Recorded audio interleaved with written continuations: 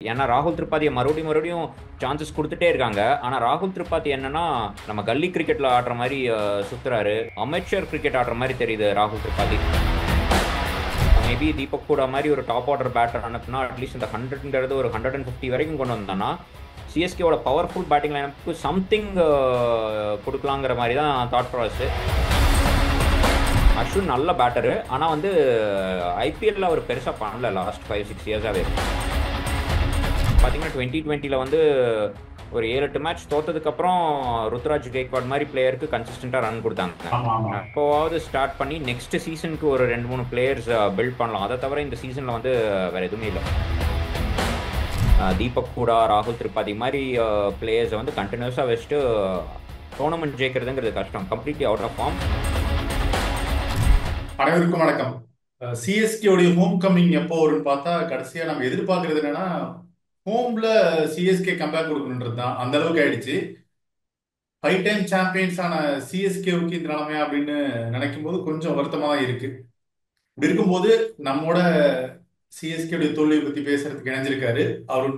மீண்டும் welcome back Arun. வணக்கம் ஆனந்தன், வணக்கம். ஃபர்ஸ்ட், சிஎஸ்கேவில் என்ன what went wrong in this match அப்படின்ற ஒரு கேள்வி இருக்கு. முதல் கேள்வி, இத்தனை பேட்டிங் ஆர்டர்லாம் கொலாப்ஸ் ஆயிருக்கு அப்படின்றது ப்ரீவியஸ் மேட்ச்ல பார்த்தாச்சு. எதுக்கு ராகுல் திரிபாத்தியை மறுபடியும் எடுக்கிறாங்க அந்த ஸ்லாட்ல? அது முதல் கேள்வியா இருக்கு. உங்களுடைய பார்வை சொல்லுங்க. வேற ஆப்ஷன்ஸ் இல்லை. வேற என்ன ஆப்ஷன்ஸ் இருக்குன்னு பார்த்தீங்கன்னா, ஒரு எல்லாமே அன்டெஸ்டட் பிளேயர்ஸ். அந்த அன்டெஸ்டட் பிளேயர்ஸ் மற்ற டீம்ஸ் ட்ரை பண்ணுறாங்க. சிஎஸ்கே வந்து அவங்களோட ஹிஸ்ட்ரியில் அந்த மாதிரி அன்டெஸ்டட் பிளேயர்ஸ் ட்ரை பண்ணதே இல்லை. அதுதான் வந்து ஒரு ப்ரெஸ் கான்ஃபரன்ஸில் ஸ்டீஃபன் ஃப்ளமிங் கூட சொல்லியிருப்பாரு. அவங்க வந்து ப்ரிஃபர் பண்ணுறது வந்து எக்ஸ்பீரியன்ஸ் பிளேயர்ஸ் தான் ப்ரிஃபர் பண்ணுறாங்க. ஏன்னா எக்ஸ்பீரியன்ஸ் பிளேயர்ஸ் வந்து அந்த சுச்சுவேஷன்ஸ் பெட்டராக ஹேண்டில் பண்ணுவாங்கன்னு சொல்லிட்டு. ஆனால் நம்ம இந்த வருஷம் ஒரு 5-6 மேட்ச்சில் பார்த்துட்டோங்க, நம்ம எக்ஸ்பீரியன்ஸ் பிளேயர்ஸ் வந்து ஹேண்டிலே பண்ண மாட்டேங்கிறாங்க. அதுக்கப்புறமும் வந்து அட்லீஸ்ட் ஒரு 4-5 பிளேயர்ஸ் இருக்காங்க, அவங்களுக்கு யாராவது ட்ரை பண்ணலாம் in place of Deepak Hooda and ராகுல் திரிபாதி. ஆனால் ஏன் ட்ரை பண்ண மாட்டேங்கிறாங்கன்னு தெரியல. ஃபார் இன்ஸ்டன்ஸ் தமிழ்நாடோட ஆண்ட்ரே சித்தார்த் வந்து தமிழ்நாடுக்கு நல்லா ஆடி இருக்காரு டொமஸ்டிக் சீசனில் லாஸ்ட் 2 வருஷம். ஸோ அவரை ட்ரை பண்ணலாம். ரொம்ப அட்டாக்கிங் பேட்ஸ்மேனு. ஸோ அந்த மாதிரி வன்ஷ் பேடின்னு ஒருத்தர் மனிஷ் இருக்காரு, பேடி. Wicket keeper batter. அதுக்கப்புறம் வந்து ஷேக் ரஷீத், அவர் வந்து 3-4 வருஷமா சிஎஸ்கே ஸ்குவாட்லேயே இருக்காரு. ஏதோ ஒரு மேட்ச் வந்து சும்மா சப்ஸ்டியூட் ஃபீல்டரா வந்தாருன்னு நினைக்கிறேன். ரொம்ப நல்ல கேட்ச் எடுத்தாரு போன வருஷத்துக்கு முந்தின வருஷம் ஐபிஎல் ஃபைனல்ஸ்ல நினைக்கிறேன், குஜராத் டைட்டன்ஸ் பீட் பண்ணப்போ. அதுக்கப்புறம் ராமகிருஷ்ண கோஷ்னு ஒருத்தர் இருக்காரு, ஒரு நல்ல ஆல்ரவுண்டர், மகாராஷ்டிராவை சேர்ந்தவர். அவரை ஆட வைக்கலாம். இல்லைன்னா தமிழ்நாடுவை சேர்ந்த fast bowler Gurjapneet Singh. Bowling வந்து பிரச்சனை இல்லாதனால வந்து அது ப்ராப்ளம் இருக்கக்கூடாது. பட் இந்த 4 பேட்டர்ஸ்ல யாராவது ஒருத்தரையாவது ட்ரை பண்ணலாம்னு தெரியுது. ஏன்னா ராகுல் திரிபாதியை மறுபடியும் மறுபடியும் சான்சஸ் கொடுத்துட்டே இருக்காங்க. ஆனால் ராகுல் திரிபாதி என்னன்னா right from the first match வந்து அவர் வந்து டோட்டலி அவுட் ஆஃப் ஃபார்ம் மாதிரி தெரியுது. எல்லா பாலும் அடிக்க போறாரு. ரொம்ப நம்ம நம்ம கல்லி கிரிக்கெட்ல ஆடுற மாதிரி சுத்துறாரு. ஸோ அது வந்து ஒரு பால் படும், ஒரு பால் படாது, அந்த மாதிரி வந்து கிரிக்கெட் நீங்க ஆடவே முடியாது. அது ரொம்ப அமெச்சர் கிரிக்கெட் ஆடுற மாதிரி தெரியுது ராகுல் திரிபாதி. ஸோ நம்மள மாதிரியே அந்த மாதிரி பேசுறோம்னா சிஎஸ்கே திங்க் டேங்க் வந்து ரொம்ப ரொம்ப சாலிட் திங்க் டேங்க். நிறைய நல்ல கிரிக்கெட்டர்ஸ், ஃபார்மர் கிரிக்கெட்டர்ஸ் இருக்காங்க. ஆஹ் ரொம்ப சக்சஸ்ஃபுல் மேனேஜ்மெண்ட் அண்ட் ஸ்குவாட். அவங்க என்ன பார்க்குறாங்கன்னு தெரியல. So there must be something. அந்த பெனிஃபிட் ஆஃப் டவுட் மட்டும்தான் அவங்களுக்கு கொடுக்க முடியும். அதை தவிர இதில் சொல்றதுக்கு எதுவுமே இல்லை. ஏன்னா 2020 சீசன் மாதிரி போயிட்டு இருக்கு.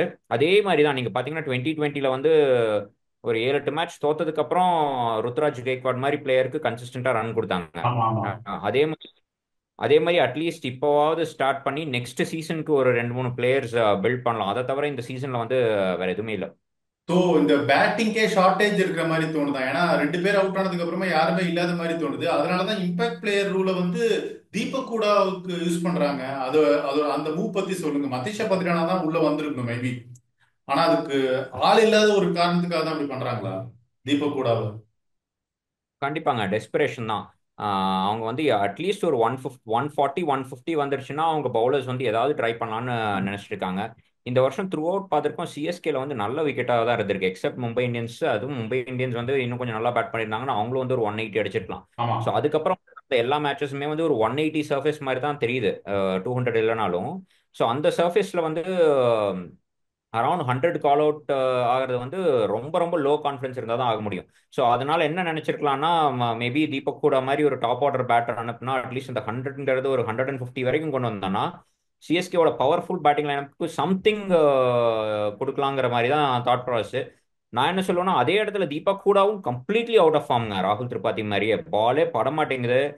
அவரும் நிறைய ட்ரை பண்றாரு. மேபி அவருக்கு பதிலா அப்படி ஒரு அதே தாட் ப்ராசஸ்ல போயிருக்கணும்னா மேபி ஒரு ஷேக் ரஷீதோ அண்ட்ரே சித்தார்த்தோ அனுப்பியிருந்தோம்னா அவங்களுக்கும் ஒரு எக்ஸ்பீரியன்ஸ் கிடைச்சிருக்கும். ஸோ அதுதான் வந்து என்னோட கிரிட்டிசிசம் இந்த மேனேஜ்மெண்ட் பொறுத்த வரைக்கும். ஏன் வந்து அஹ், ராகுல் திரிபாதி தீபக் கூட again and again same type of cricket ஆடி ஃபெயிலியர் ஆகுறாங்க, அவங்களுக்கு மறுபடியும் அந்த சான்ஸ் கொடுக்குறாங்கன்னு தெரியல.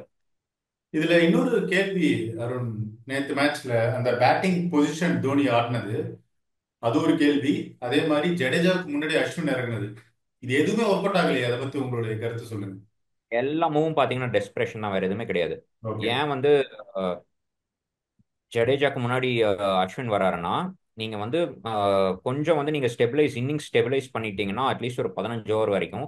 அதுக்கப்புறம் வந்து ஒரு நல்ல லேட் ஆர்டர் ஸ்லாக் ஓவர்ஸ்ல ஃபிளரிஷ் கொடுக்கறதுக்கு தோனியும் ஜடேஜாவும் இருக்கலாம் அப்படிங்கிற மாதிரி தான் அவங்க திங்கிங். அஸ்வின் நல்ல பேட்டரு, ஆனா வந்து ஐபிஎல்ல அவர் பெருசா பண்ணல லாஸ்ட் 5-6 இயர்ஸாவே. பவுலிங் நல்லா போட்டிருக்காரே தவிர பேட்டிங்ல வந்து அவ்வளவு பெருசா பண்ணல. ஆனா வந்து அவங்க ஸ்டெபிலைஸ் பண்ணி ரன் பால் அடிக்கிறதுக்கு ட்ரை பண்ணியிருக்காங்க, அதுவும் நேற்று ஒர்க் அவுட் ஆகல. Number one. செகண்ட் வந்து தோனி, பிளெமிங் கிளியரா சொல்லியிருக்காரு, போன வருஷமே பெரிய நீ இஷ்யூஸ் இருந்துச்சு தோனிக்கு. அதுக்கப்புறம் வந்து நீ சர்ஜரி பண்ணிட்டு வந்ததுக்கு அப்புறம் அவர் பெட்டரா இருக்காரு, ஃபிட்டரா இருக்காரு. பட் ஸ்டில் அந்த நீ வந்து பழைய நீ மாதிரி இல்ல. நீங்க வந்து ஒன்ஸ் ஒரு ஏரியால ஆப்ரேட் பண்ணிட்டீங்கனாலே அந்த பழைய இது இருக்காது. So correct. அதுதான் தோனிக்கும் அந்த இஷ்யூ. என்ன சொல்லியிருந்தாருன்னா, ஸ்டீஃபன் ஃபிளமிங் வந்து ஒரு 2-3 மேட்ச்க்கு முன்னால ஒரு ப்ரெஸ் கான்ஃபரன்ஸ்ல தோனி வந்து அவர் டிசைட் பண்ணுவாரு எந்த சுச்சுவேஷன்ல எப்போ போகணும்னு சொல்லிட்டு. எல்லா மேட்சும் வந்து அவர் 10th 11th ஓவர்ல போய் ஆடுற ஃபிட்னஸ் இப்போ கிடையாது. அதனால ஒரு சில மேட்சஸ் நீங்க பார்க்கலாம், ரொம்ப கிரன்ச் சுச்சுவேஷன்ஸ் இருக்க மேட்சஸ் அப்படியும் போகலாம். இப்போ போன ம். மேட்ச் பாத்தீங்கன்னா அதனால முன்னாலே வந்தாரு டெல்லி கேபிட்டல்ஸ் ஆமா. அந்த சேஸ்.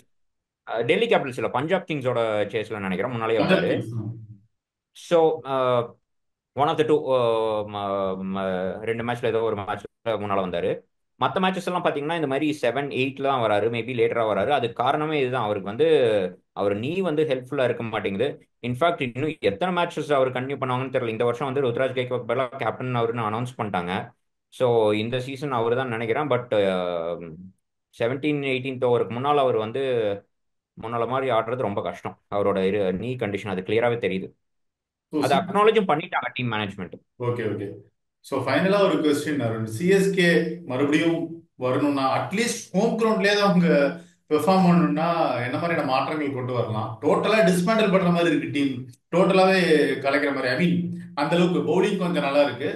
இந்த டாப் ஆர்டர் எப்படி கொண்டு வர்றது? யாருமே அக்ரெஷனா ஆடுறது இல்லை, அக்ரெசிவான ஒரு ஓப்பனிங்கும் இல்லை. ஏன்னா நேற்று அந்த மேட்ச்ல வந்து ஒரு 10 ஓவருக்கு பவுண்டரியே இல்லை. கரெக்ட். ஸோ நம்ம இவங்க ரச்சின் ரவீந்திராவும் கான்வேயும் வந்து குவாலிட்டி கிரிக்கெட்டர்ஸுங்க, டாப் நாட்ச் கிரிக்கெட்டர்ஸு, ஓப்பனர்ஸு. நியூசிலாண்டுக்கு நல்லா பண்ணியிருக்காங்க. கான்வாய் வந்து சிஎஸ்கேக்கும் நல்லா பண்ணியிருக்காரு, மற்ற லீக்ஸ்லையும் ஆடி இருக்காரு. ஒரு லாஸ்ட் ஒரு 3-4 மந்த்ஸ் கம்ப்ளீட்லி அவுட் ஆஃப் ஃபார்மா இருக்காரு அந்த இன்ஜுரியில இருந்து வந்ததுக்கப்புறம். Rachin Ravindra form of his life இந்த ஐபிஎல் வராதுக்கு முன்னால அவரும் வந்து நேற்று தோனி சொன்ன மாதிரி நிறைய ஷாட்ஸ் ட்ரை பண்ற மாதிரி தெரியுது. அவர் ஒரு ப்ராப்பர் கிரிக்கெட் ஆடினாலே அவருக்கு ரன்ஸ் வரும். மற்ற டீம்ஸ் அந்த மாதிரி ஆடுறாங்கன்னு சொல்லிட்டு அவங்க அந்த மாதிரி ஆட வேண்டியது இல்லை. ஸோ ஸ்டில் நான் என்ன சொல்லுவேன்னா, சிஎஸ்கேக்கு வந்து பெரிய இஷ்யூ வந்து அவங்களோட ஸ்குவாட் காம்பினேஷன். நம்ம ரெண்டு நிறைய ரீசன் ஐபிஎல் நல்லா பண்ணது. ஃபார் இன்ஸ்டன்ஸ் சன்ரைசர்ஸும் மும்பை இந்தியன்ஸும் அவங்க அவ்வளோ பவர்ஃபுல் லைனப் வச்சுட்டே அவங்களால ஜெயிக்க முடியல, அவங்க தோத்துட்டு தான் இருக்காங்க. ஸோ அது பார்க்கும்போது சிஎஸ்கேவோட இஷ்யூஸ் கொஞ்சம் கம்மியாக தெரியுது. ஏன்னா நீங்கள் சிஎஸ்கே மாதிரி மோசமான டீம் இருந்து தோத்தாங்கன்னா எக்ஸ்பிளைனாவது பண்ண முடியுது நம்மளால ஏன் தோக்குறாங்கன்னு சொல்லிட்டு. தீபக் ஹூடா, ராகுல் திரிபாதி மாதிரி பிளேயர்ஸை வந்து கண்டினியூஸாக வச்சுட்டு டோர்னமெண்ட் ஜெயிக்கிறதுங்கிறது கஷ்டம். Completely out of form. அவங்களுக்கு அது மட்டும் இஷ்யூ கிடையாதுங்க. ரச்சின் ரவீந்திரா கான்வாயும் ரன்ஸ்ல இல்ல, ருத்துராஜ் கைக்வாட் இன்ஜியோர்டு. அதுக்கப்புறம் சிவம் துபேவும் வந்து பர்பிள் பேட்ச் மாதிரி ஃபார்ம்ல எல்லாம் கிடையாது. இந்தியாவுக்கு நல்லா ஆடினாரு. T20 வேர்ல்ட் கப்புக்கு அப்புறம் அவர் ஃபார்மும் கம்மியாயிருச்சு. அதுக்கப்புறம் வந்து ஜடேஜா தோனி வந்து completely out of form, past their prime.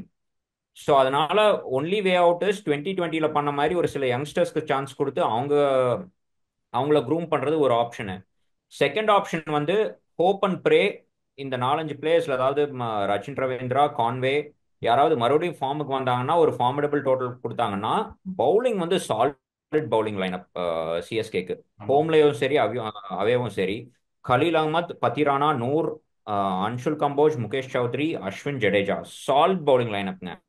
அது வந்து தப்பே சொல்ல முடியாது. இப்போவும் வந்து லீக்ல மற்ற டீம்ஸ்க்கு ஈக்குவலான பவுலிங் லைனப். ஓகேங்களா? ம், ம். பேட்டிங்ல என்ன பண்றாங்கிறதா பேட்டிங்ல படவே மாட்டேங்குது.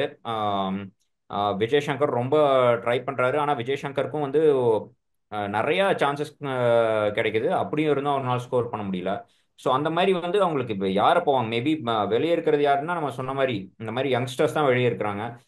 அண்ட்ரே சித்தார்த்து, அதுக்கப்புறம் வந்து வன்ஷ் பேடி, ஷேக் ரஷீத், அந்த மாதிரி பிளேயர்ஸ்ல யாராவது ஒருத்தர் கொண்டு வரலாம்.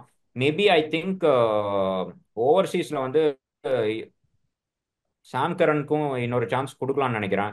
ஸோ அவர் வந்து நல்ல பெர்ஃபார்மர். மேபி அவருக்கு இன்னொரு அவர் 2 மேட்ச் ஆடினா 2 மேட்ச்ல சரியா பெர்ஃபார்ம் பண்ணல. மேபி அவருக்கு இன்னொரு சான்ஸ் கொடுக்கலாம். ஸோ அந்த மாதிரி ஏதாவது ட்ரை பண்ணுங்க. மற்றபடி I think season is gone தான் நினைக்கிறேன் நான்.